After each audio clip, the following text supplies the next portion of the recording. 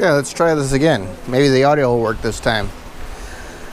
August 15th, 2021. It's the right month, right year, right day. So far, so good. All right.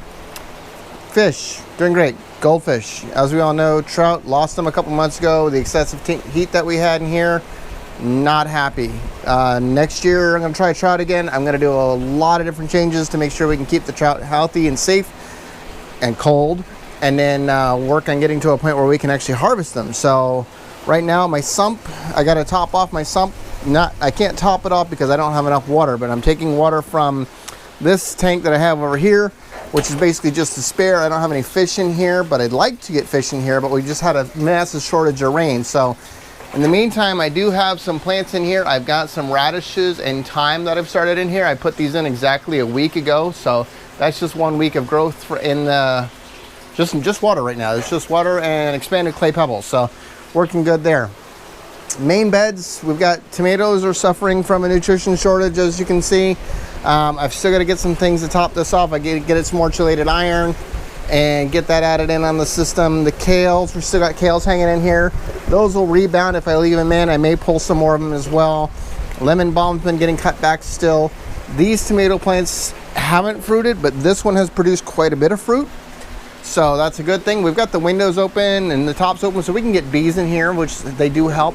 But the most exciting thing is probably going to be the hops. So the hops plant that I showed a couple months ago has absolutely taken off, and coming across the whole top here, we've got little baby hops in here, lots of little baby hops in here. So there's a ton of them on here, so I'm hoping they'll get nice and big and bountiful. And then we'll got to figure out what to do with them, because I don't make beer yet. Someday when there's time and freedom and money, I can do all that sort of thing. Oh, tomatillos, that's what we got on here. Tomatillo plant is intermixed with this tomato plant, so we got some nice firm tomatillos in there. That's kind of growing out of the greenhouse as well, so it's in here, but it's going all the way out there. We got our healthy little cannabis plant here. If you've never tried these leaves on burgers or bagels or anything, they're actually got a little bit of a bite to them, but they're incredibly healthy for you. So it doesn't matter if you're growing male or female plants, because you're not growing them for drugs, people. Don't do drugs. I'm just kidding. Have fun. Do whatever you want to do. Anyway, it's super healthy for you, and it's just an experiment to see how they grow. There are people that do it exclusively. They exclusively grow cannabis, and you can do it really, really well in aquaponics, but that's not my goal here. So my goal is general food production, see what can grow, will grow, things like that.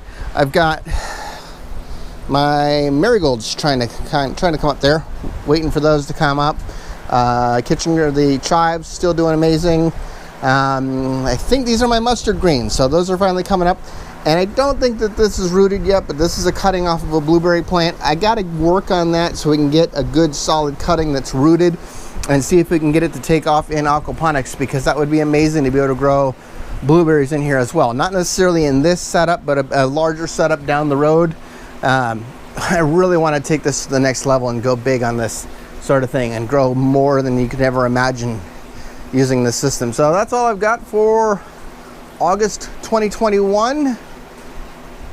Right date, right month, we're good. Okay, so yeah, and hope you enjoyed and keep following along. One last note, I mentioned the chiller.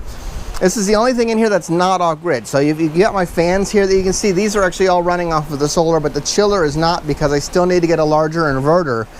I have enough power out that I could run it. I can't safely start it without blowing out my existing inverters. So down the road, I'll get a bigger inverter. Probably be next summer, because we're going to be pushing toward the end of the heat here soon. We are in August, so hopefully we'll return to normal temperature soon, and I won't need the chiller for much longer. So that's all I've got, and I'll talk to y'all next month. Ciao.